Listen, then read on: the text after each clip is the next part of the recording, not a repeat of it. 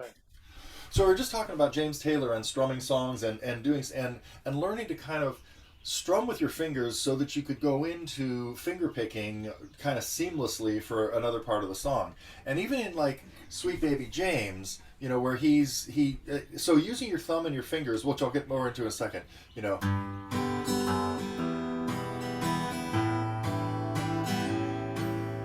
So it's mostly bass notes and then light brushes with your fingers, Hmm. right? Which I'll get back to that in a second because I'm not sure how much we talked about strumming with your fingers as opposed to with a pick, but because there's a lot of options of what digit or digits you use for a down or for an up, and you get different sounds by using your thumb for downs, which gets you a flesh sound, as opposed to nails for downs, like by using your fingers. So anyhow, I'll get back to that. But and even in Sweet Baby James, sometimes you hear this. He might be strumming. You hear his little embellishments Yeah. where he does kind of go into just picking for a couple of beats to get that little effect, as opposed to, and you really can't do that. Well, you sort of can with a pick, but it sort of is defeating the purpose. I mean, we're kind of heading into a direction of doing more complex finger picking stuff. Right. Right. Right. Right. So the first thing, so I'm not sure if we talked about this, but if I was giving somebody a lesson, my first lesson on strumming with your fingers, not with a pick, I talk about 3 or 4 different strokes you can do down here. And the first one is getting used to, first of all, you're just going to keep the same motion, this constant down, up motion. This, like we've talked about in all kinds of things, this is your metronome. And you have options of what you can use for each stroke, the downs or the ups. And I usually have people start off doing the downs with these 2 fingers, the 2 middle fingers, like kind of putting them together and letting those be your downstroke. And when you strum down across the strings, you want to make sure that you're kind of snapping those fingers. You want to get across the strings as quickly as possible. Hmm. So you don't want to just like if you just had a pick, your downstroke is dependent on the speed of your elbow, let's say. Almost. Even though then even with a pick, you should be doing a little bit of a wrist motion when you go down. It shouldn't just be this stiff down from back here. And so that wrist motion gets you across the strings a little quicker, than you would if you didn't have it. When you're going with your fingers to get that you can take it even further because not only can your elbow and wrist turn like that, but you can extend your fingers while you do it, and that's going to get you across the strings even faster because yeah. Yeah. So you got to get used to that motion of kind of basically keeping these 2 fingers together and snapping them together across the strings, quickly. That's what I would say is kind of like the first downstrokes. That's how we want to do downs with the backs of the nails of the Yeah. second and third fingers, and then the ups with the index finger. So we're using a different finger to come up with, so that you don't have to recoil from this big snap. It's like this finger could be on its way up quicker than the other 2 could be on their way up. Okay. That's kind of a borderline call, in terms of whether the physics of that are actually correct. But when I'm teaching people this, it's in the interest of getting them used to using different fingers to do different things, heading towards finger picking. So it's kind of geared towards finger independence too, rather than just doing it for the sake of it being different. Now, but the difference you get with the upstroke is with your little finger, I mean with your index finger, is that it's going to be softer because we're actually using flesh for that. We're not getting your nail involved when you do an upstroke with a finger like that. And typically it's going to be a smaller stroke too. Like when you do a down, you want to hit all the strings, but when you do an up, you really only want like 3 strings on the ups. You don't have to worry about getting back to the 6th string. So the upstroke is done really without a whole lot of arm motion. I'm kind of just pulling this finger back into my hand. Yeah. So that's kind of plan A with strumming is you get used to doing the downs with the middle fingers and up with the first finger, and then you just do the same types of strums we'd have the folk strum.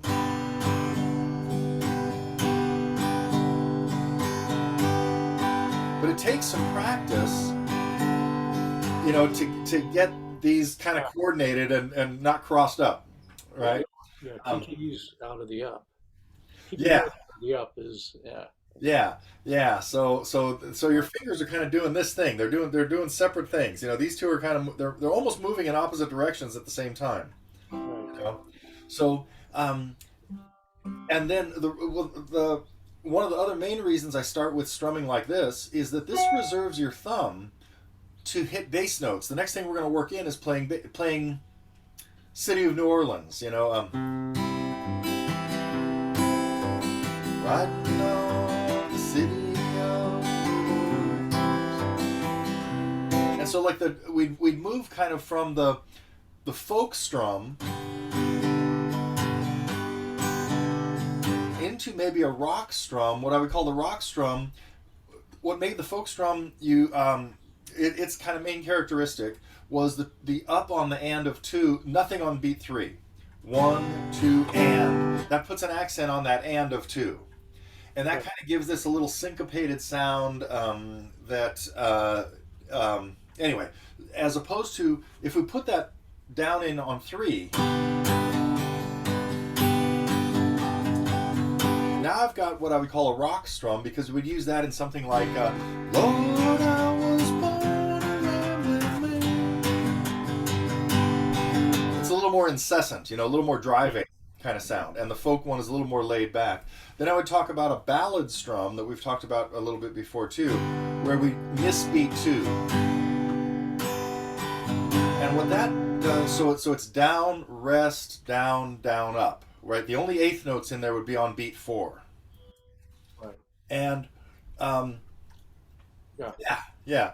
And that kind of creates the effect of it not being in 4/4 time. To kind of go off on a little tangent here, when you use that ballad strum, you start feeling half notes instead of quarter notes because I'm not hitting the second quarter note. So even though the quarter notes are going like this,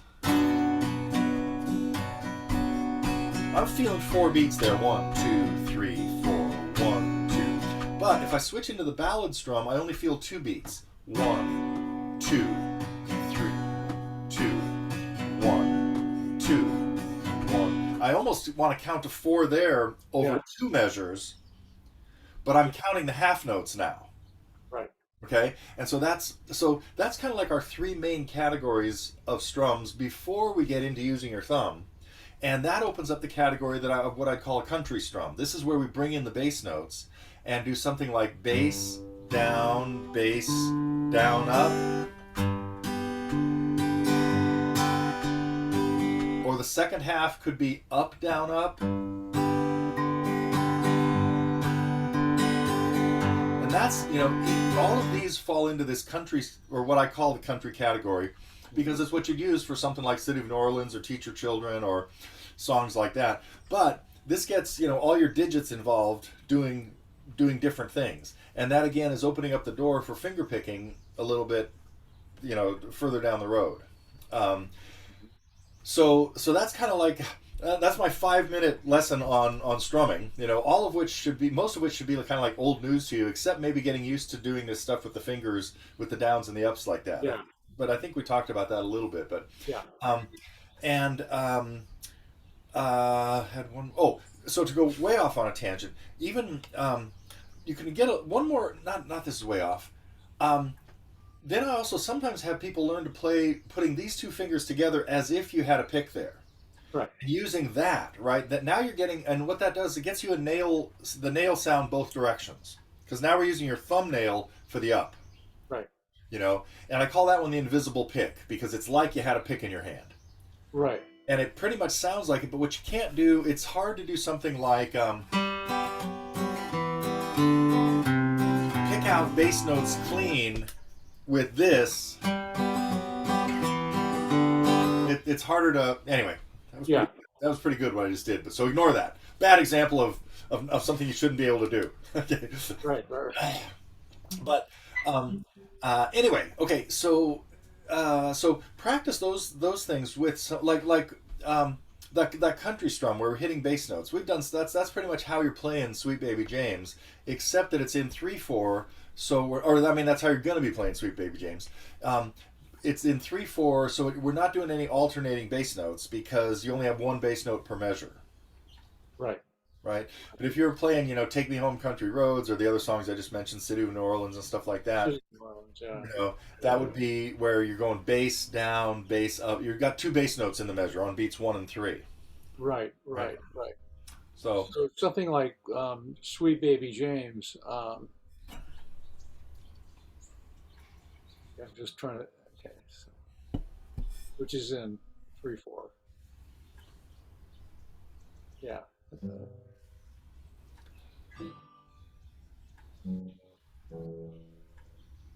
right, so that measure had a bass note on 3 as well as on 1. Yeah. Right. So Yeah. right at the beginning, we've got some exceptions to what As I the was talking intro. about. Yeah, yeah. It would. Yeah. Well, that would. Yeah. Well, see, I want to do that, but not that. Okay. Make sure to have the rest of the G chord on. Hang on, your little finger's not. Make sure on that G chord. Oh, all the way. Yeah. Yeah. Yeah. The. Okay.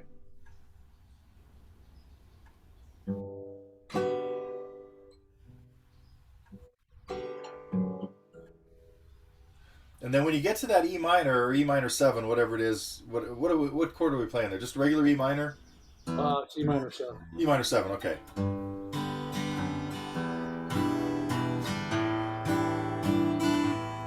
Right. And then goes to A7 sus and A7. Right. Yeah. Then it's yeah.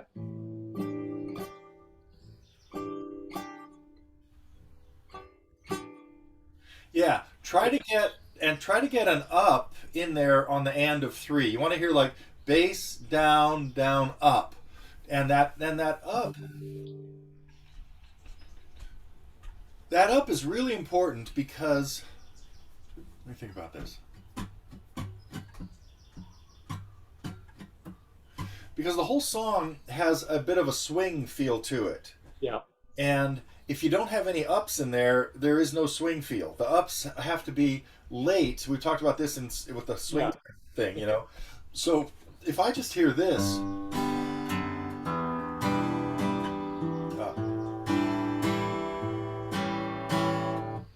we haven't heard anything that sounds like swing yet because we haven't heard an up. Right. So we need that up on 3. We don't have one. Oh, in the measure of G, I could put that up in on.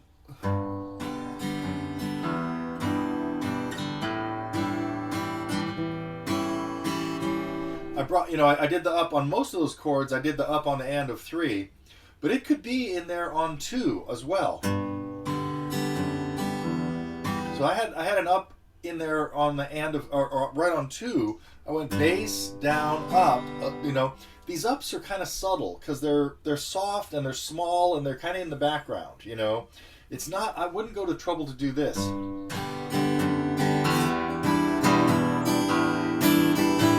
mean, that's just obnoxious. Yeah. It was too much. So the ups, yeah, have to be soft. Okay. Yeah. Okay.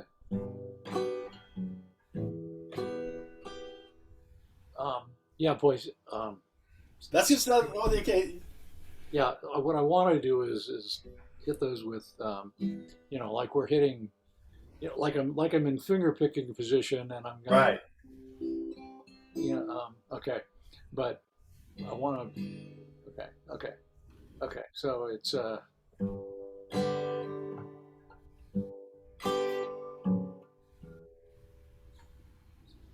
so this is all with this.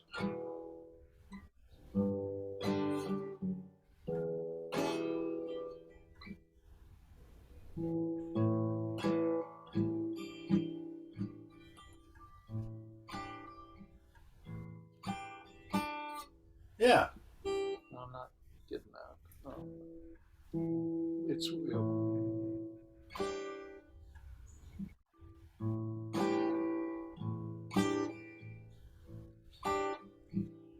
Yeah. You don't have to have the up only on the third beat. It could be on the second beat too, like you were doing there. It could be da da da da da. Especially so you don't have to reserve it for just the third beat. I'm saying, but so if you think of it as bass down up, yeah. would be the most you would do in a measure. Okay. Yeah. Yeah.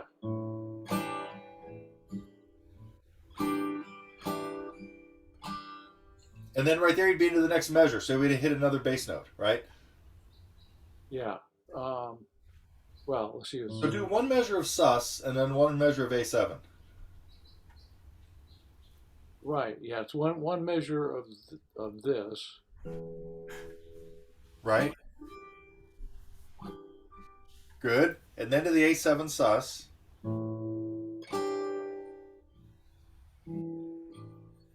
Check. Yeah, yeah, yeah. Well, that's what I. Yeah. Right. I have to get that. Yeah. So practice that kind of independent of worrying about the chord changes in the song. Just strumming through something like Tequila Sunrise or any of the folk, the Eagles type songs or stuff where you're just doing a normal strumming pattern. Yeah. Get used to. You got to get these kind of like work on the technique of the different fingers. Got to separate these out. Yeah. So that this is involved. Yeah. Just that motion right there.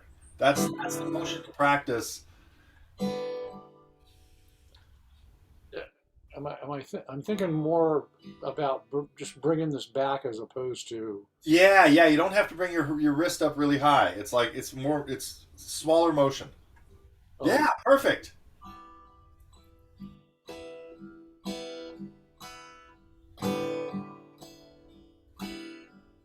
Yeah, and if you're not hitting bass notes, if you're not doing the country type thing, then you want the downs to be noticeably bigger. Like get all the strings you can, 5 or 6 strings, depending on what chord you're playing.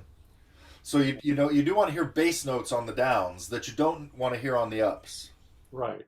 But if you're hitting bass notes, like in Sweet Baby James, even the downs should be a little smaller. You don't want to like restrike the bass note as part of in the strum that you just did. You want that bass note to ring clean until the next bass note. Right. So then the downstrokes are a little smaller. You're basically shooting for like about 4 strings on the down Yeah. and maybe 2 strings on the up. If you kind of think of that as the game plan when you're hitting bass notes, because the bass Yeah. notes are usually going to be on either the 6th or the 5th string. Yeah. So you're aiming for and uh, we might talk about this a little bit too, but in a lot of, even when you're strumming with a pick, there are many times you want to think about hitting. One of my friends brought up this great description of this. You want to think about maybe a zone, an area, a certain set of strings that you're aiming for. It's not all 6 strings sometimes.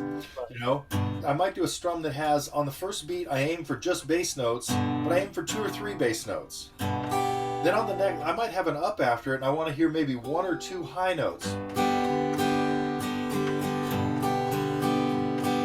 And then on the second down, I just aim for middle strings for some reason or another. So I'm kind of focusing on zones or areas, Yeah. different strokes. In the beginning, that's like way advanced strumming. The idea is you just got to get used to going down and up and not worrying about aim for the 5th and 4th strings on this stroke and the 2nd and 3rd strings on this stroke. But that's all. When you hear things that sound a little more polished and or complicated on the record, and you think, God, I'm doing the same strum they're doing. Why does it not sound like that? And a lot of it is those subtleties of where exactly they're aiming on any particular beat. Yeah. Yeah. Or is it the same as when you were playing City of New Orleans and you were alternating between 5th and 4th, I think, Yeah. or 6th and 5th. But it was a C chord, so I would think of that alternating as 5 to 6. 5 to 6. Right.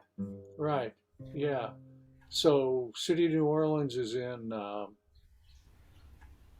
it's 4/4, right? Yeah. Yeah. So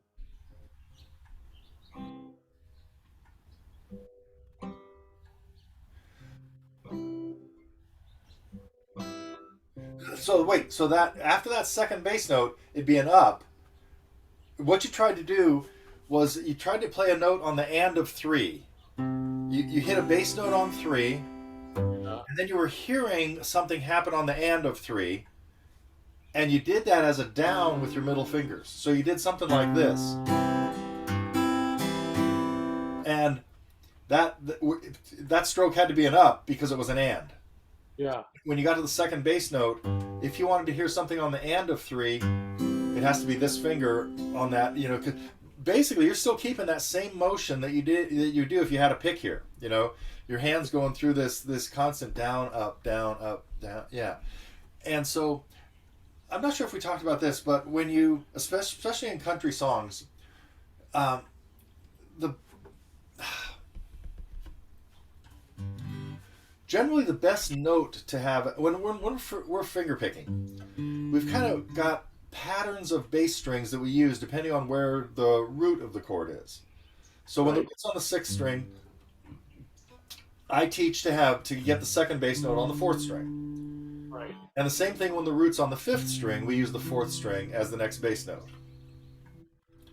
And then on a D chord, we do something different because D is up here on the 4th, and we go into that. Okay, but for a song to sound particularly country, if I was on a C chord and I go to the 4th string as the second bass note, what part of the chord am I getting as that second bass note?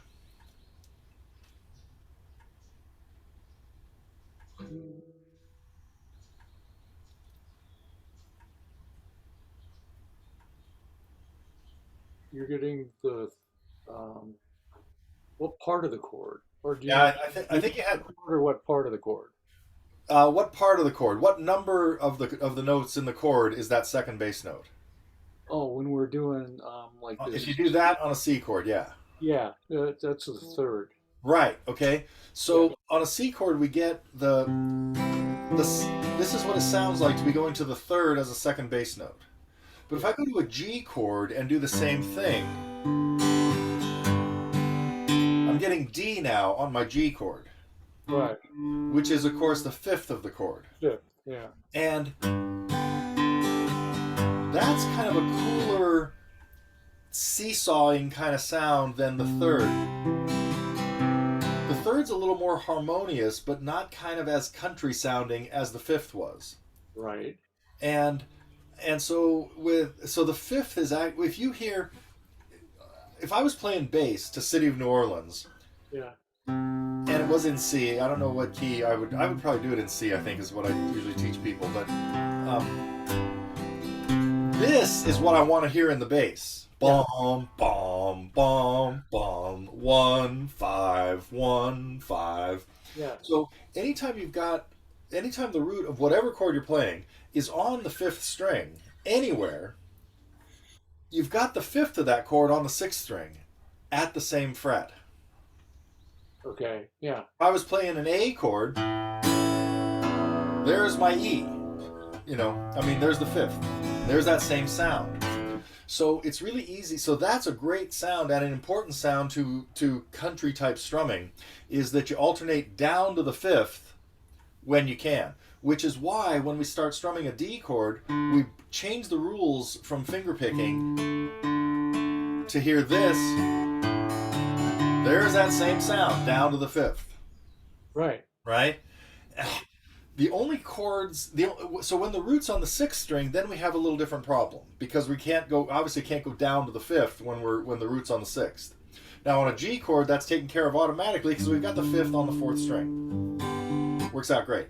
Right. But when we're in the E world, the only other things we play typically that have the root on the 6th string are something from the E family.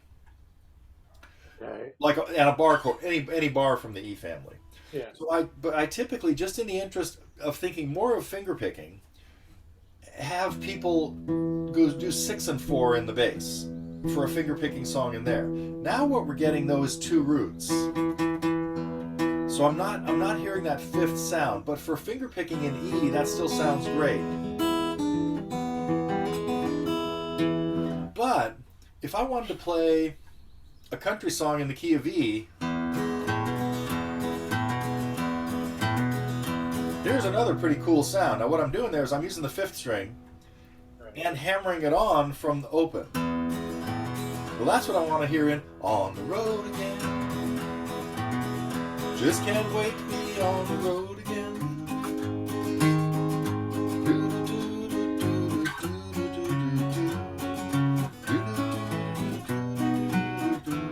So every one of those had the fifth as the second bass note because I was using the fifth string as the second bass note out of my my E family chords.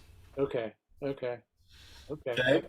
When you played that when you played the A there and you did that, just however you did that sounded like the opening to Country Roads. It's exactly what he does in Country Roads, Okay. which is how I know that most people learn Country Roads in the key of G. Then if they want to play it in the key that John did it in, which is A, they put a capo at the second fret, and now they're thinking in G, and their bass has to be this. I gotta go up. But if I play an A chord, I can go down. So this is kind of the difference that we get this. These are the differences that show up from key to key and chord to chord in decisions people have to make when they decide how I want to play this song. If I need it to be in the key of A, but I want to use G fingerings and capo it, Yeah. I don't have this option of going down to the fifth on that chord. And Right. see, when I did that on G, that didn't make you think of Country Roads as much, even though we had that song in our head, because it's real clear. We hear bomb, bomb, bomb, bomb at the beginning of the song. Yeah, and the Yeah. little lead into it. Yeah, yeah, yeah. So I guess what I'm gonna need to work on here is this basic separation idea. Yeah. Um, This is your mission for the week, is master that. okay, so and that separation, would that should I work on that in the context of some chord or some that I can hear or what? How should I do that? I would practice it in like at least a couple of different songs that use the different strumming patterns. Like the folk one, whether it's Tequila Sunrise or some other song like that we've played that just uses the down down up, the folk strum, and maybe and even with the ballad one, like for something like Wish You Were Here. We've been working on Wish You Were Here. Yeah. Right. So that's a good example of one where, even when you and that's actually perfect for using your thumb too. In other words, you should play Wish You Were Here with your fingers.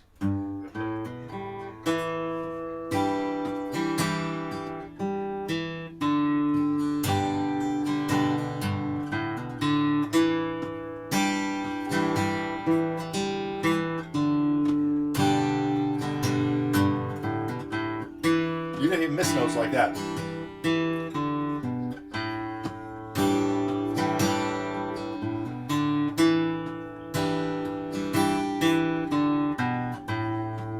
Anyway, so I think some of the songs you've played that you have in pretty good shape would be really good ones to work on for this, rather than trying to and Sweet Baby James too. And then even the country, like Teach Your Children or something really simple that is just I bring up Teach Your Children for many things, but it only has really 3 chords in it, but it has each different bass pattern. It's got so in Teach Your Children again, the bass would be this, right? You're going to go down on the D chord, go down backwards on the D chord, but then the G chord would be 6 and 4, and the A chord would be 4 and 5. Yeah. So it's but even City of New Orleans, I don't know if you've ever even messed with that. It's I really, haven't done that, but that's so distinctive. I was thinking. yeah. And see, so it gets a little more elaborate because on the C chord you have to move you move a finger here. Now a lot of people would play a C with both these fingers down here Yeah. and keep them there. But I prefer not to do that and move this finger, partly so that the 2 bass notes don't actually ring over each other. So when if I let go of the C to get the G, and that kind of makes the G not as blurry as it might be if the C were still ringing. This is really subtle, and probably the computer can't pick this up very well.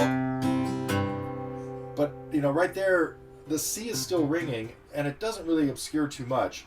But this technique of moving this finger while you're coordinating all that is good practice too. Okay. Just You do the same thing on like a B7 chord as well. If you're playing B7, you'd move a finger like that. Sorry, you were going to say. play through just one little short part of City of New Orleans. Okay, I'll run through the whole progression. So here's how I would do it. Because it's not too fast. If for teach your children, for example, I would typically just do one down on the first on beat 2 and a down up on 4.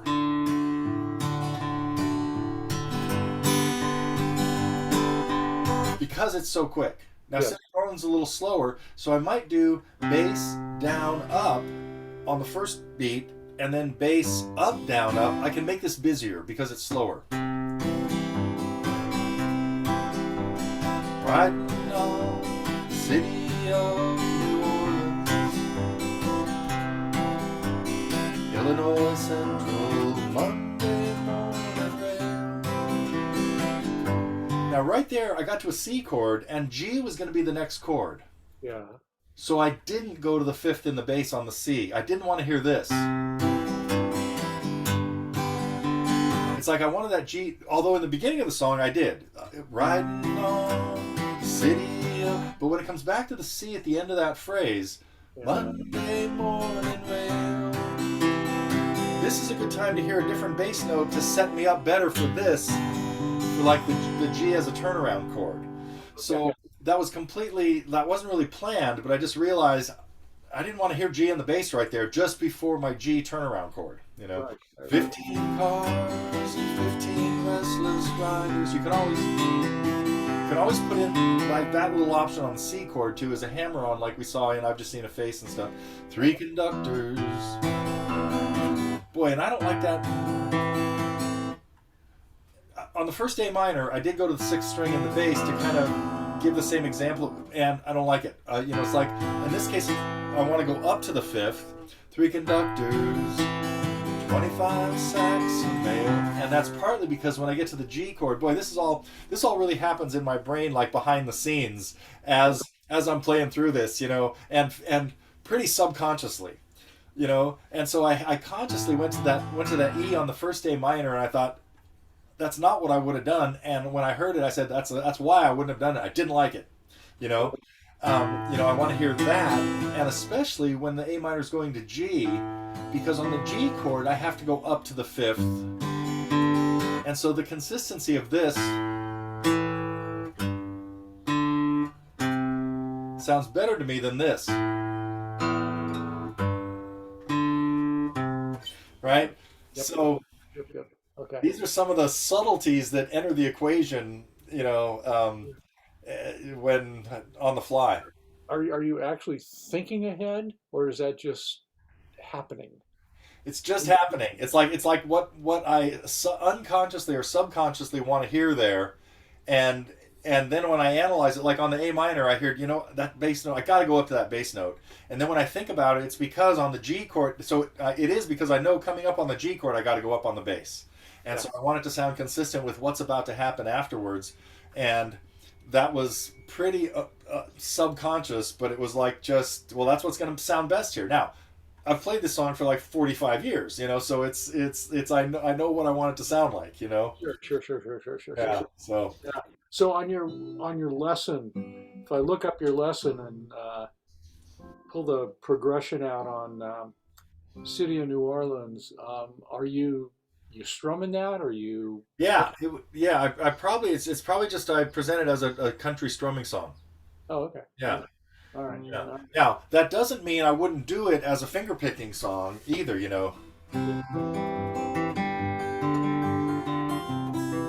even play the melody.